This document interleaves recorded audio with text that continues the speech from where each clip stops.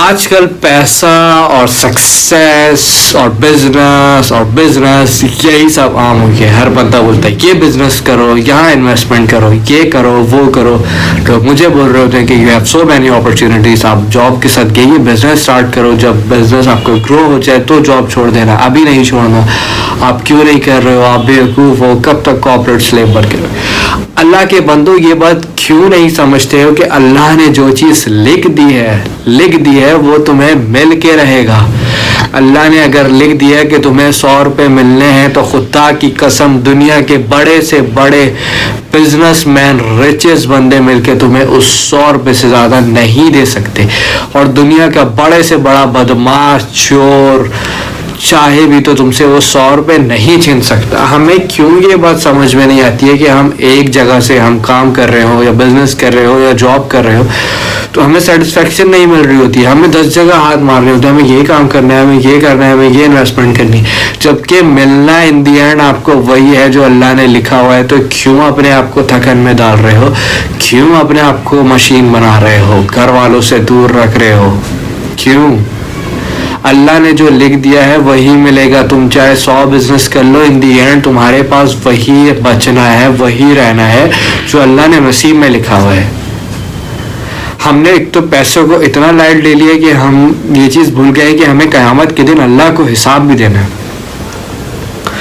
عبد الرحمن بن عوف 10 مبشرہ میں سے ہیں, یعنی جنت کی بشارت انہیں دنیا میں ملی. انہوں نے نماز پڑھائے, امامت کرائے, آپ صلی اللہ علیہ وسلم نے ان کے پیچھے نماز پڑھی ہے. اتنے پریشیس چیزیں ان کو ملی ہوئی ہیں, اس کے باوجود قیامت کے دن صحابیوں میں وہ سب سے آخر میں جنت میں انٹر ہو رہے ہیں. صحابہ پوچھیں گے عبد الرحمن بن عوف آپ کہاں تھے, کہیں گے کہ حساب دے رہا تھا. ہم اور آپ یہ بات کی گارنٹی دے سکتے ہیں کہ انہوں نے کوئی اسراف, کوئی ناجائز, کوئی غلط خرچ نہیں کیا ہوگا, مگر اس کے باوجود صحابہ میں سب سے آخر میں انٹر ہو رہے ہیں کیونکہ اللہ نے ان کو اتنا نوازا تھا, وہ حساب دے رہے ہیں. تو آپ اور میں جو اسراف کر رہے ہوتے ہیں, اتنا فضول خرچ کر رہے ہوتے ہیں, تو سوچیں ہم کیسے حساب دیں گے.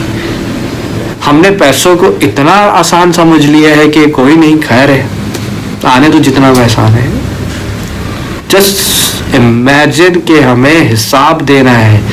کوئی آڈیٹر, کوئی تمہارا انٹرنل آڈیٹر یا ایکسٹرنل آڈیٹر یا تمہارا باس نہیں بیٹھا ہوا ہے, اللہ کے سامنے حساب دینا ہے. چیزیں گوا نہیں سکتے ہو, جو کچھ ہے وہ سامنے رکھ دیا جائے گا. کیسے حساب دو گے؟ پیسے کو ہم نے اتنا ٹاپ پرائیورٹی کر لیا ہے کہ جنت کو ہم بھول ہی گئے ہیں. ہمارے لیے SUVs اور مرسڈیز, فراری اور but coin, crypto currency, bank balance, بحریہ میں پلاٹ, تو یہ تو وہ ہمارے لیے موسٹ امپورٹنٹ ہو گیا ہے. جنت کو تو ہم نے نیچے لیا ہے, باقی چیزیں اوپر لے کر آ گئے. بہت بڑے نااہل ہیں وہ موٹیویشنل اسپیکر جو کہ آپ کو موٹیویشنل اسپیکر کہتے ہیں اپنے آپ کو, اور آپ کو موٹیویٹ کرتے ہیں. ہم نے ٹونی رابرٹس اور سنی علی اور وقار زکا اور باقی موٹیویشنل اسپیکرز کو اپنا فالوورز بنا لیا ہے, اپنا لیڈر مان لیا ہے, جبکہ دنیا کے سب سے بڑے motivational speaker, positive mindset والے محمد مصطفیٰ صلی اللہ علیہ وسلم تھے. ہم ان کو بھول گئے ہیں. ہم نے انفارچونیٹلی نہ جنت کا ہم نے مطالعہ کیا ہے, نہ دوزخ کا مطالعہ کیا, ہمیں پتہ ہی نہیں ہے. ورنہ خدا کی قسم جنت کی کوئی ایک چیز, کوئی ایک ٹہنی, کوئی بھی ایک چیز خواب میں آ جائے نا, اس کے نور سے نیند نہیں آئے گی اور یہ ساری چیزیں پھاڑ میں ڈال دیں گے, خود آگ لگا دو گے کہ نہیں جنت میں جانا ہے. ایک بار پڑھ کے تو دیکھو, مطالعہ کر کے تو دیکھو کہ قیامت کے روز حساب اپنے ان مرسڈیز میں, اپنی فراری میں, اپنی SUVs میں دو گے یا اپنے پیسوں سے دو گے؟ کیسے دو گے؟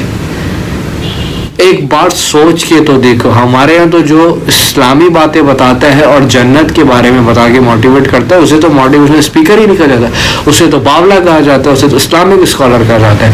اور ان کا کیا ٹیگ لائن ہے کہ اگر آپ پیدا ہوئے ہو غریب تو کوئی نہیں, خیر ہے, اگر آپ مر گئے غریب تو دیٹس یور مسٹیک.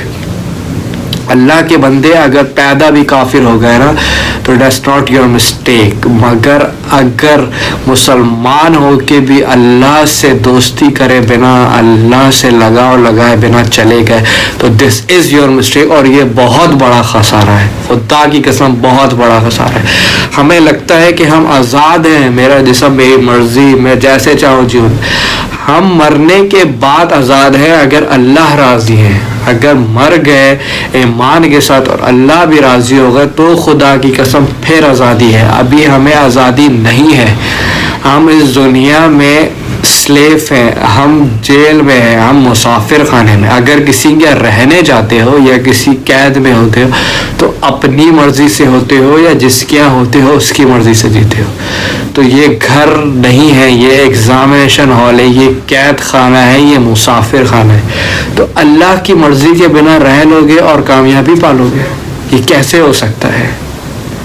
ذرا سوچے اس بات کو کہ پیسہ سب کچھ نہیں ہے۔ ہم پیسے کے آگے اتنے اندھے ہو چکے ہیں کہ ہم بھول چکے ہیں دین کو، ہم صرف نام کے مسلمان رہ گئے ہیں۔ ذرا سوچیں اور سمجھیں اس بات کو کہ اس سے پہلے دیر نہ ہو جائے۔ جزاک اللہ خیر۔ السلام علیکم ورحمۃ اللہ وبرکاتہ۔